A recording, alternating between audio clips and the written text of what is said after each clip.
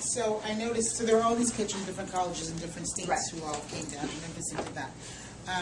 And did they all then go back to college with information that they're going to then canvass the campus and get this out? Was that the idea? Yeah, let me tell you, so how that whole program started. So what we did was, at the end of our first year of traveling around, we decided to do the preconception peer education program. So we said we were going to pilot the program on 4 college campuses, and we thought we would only be at HBCUs initially. So it was Morgan State, Fisk, Spelman, and then the University of Pennsylvania Nursing School heard what we were doing, and they wanted to get involved.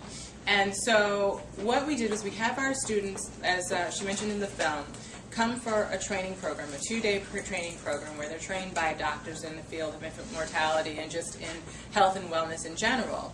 And then they have a full curriculum that the Office of Minority Health put together.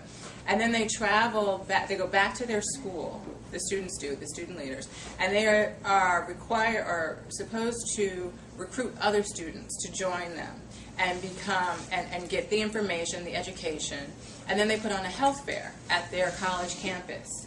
And I happened to travel to the health fairs, and they were all very different and very interesting, and some, really were amazing. The people at Morgan State in particular, they had brought the kids, high school kids, to Morgan State so the kids could see a college campus. They did step shows and gave them sort of the fun aspects of college, but then they also had really great information about health and wellness and infant mortality, and I think the kids really retained the information because they had really fun games. You could win a gift card if you could, say what is one of the leading causes of infant mortality, for instance.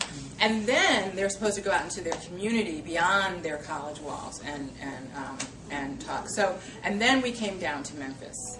So those community health fairs and college health fairs happened in April, and then we all went in May down to Memphis. And so this year, we've gotten more colleges involved. We're now in New Orleans. We'll be in California. We're thinking about Chicago. And so it's just, what's so great is that people are really interested in doing this. The kids really want to do it. And that's been so amazing. Our college kids are phenomenal. They're energetic. But it's, being able to have all the resources to get out there to everybody. It's, trying to manage it all. How do you get funded to do this? That's my other Well, question. fortunately, the people, I have to say that also, working with the people I work with at the Office of Minority Health, I used to think of government as just being, bureaucratic, nothing ever gets done, it's just, but the people I work with are amazing.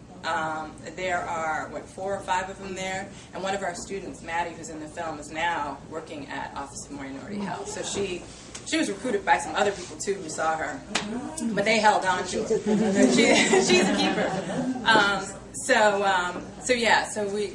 It's a great thing. I think it was brilliant in terms of getting the college students involved, and the passion that they bring to the table, and using them really as a mouthpiece and ambassadors as they go out and spread the word. But I'm wondering if there are any plans for taking it down, digging even a little deeper, and trying to develop some sort of curriculum at the high school level, because I know that you were going after the 9th and 10th graders when college students were speaking to that level, but it's almost like you have to start there, because unfortunately we're having babies younger and younger these days. And so I know the challenges of that, but I don't know if that's ever even been discussed. It has, and I will tell you, when we started the campaign in 2007, we were under a different administration, right? So we couldn't even go to high school. So that's why we start off in college, because we couldn't even touch the younger kids. Is that why there's no contraception in there at all? Yeah, it's so interesting. We were not allowed to talk to, I went to a group talking to teen mothers, or women, teens who were about to have babies. Yeah. We were not allowed to talk to them about ways to prevent pregnancy once they had that baby.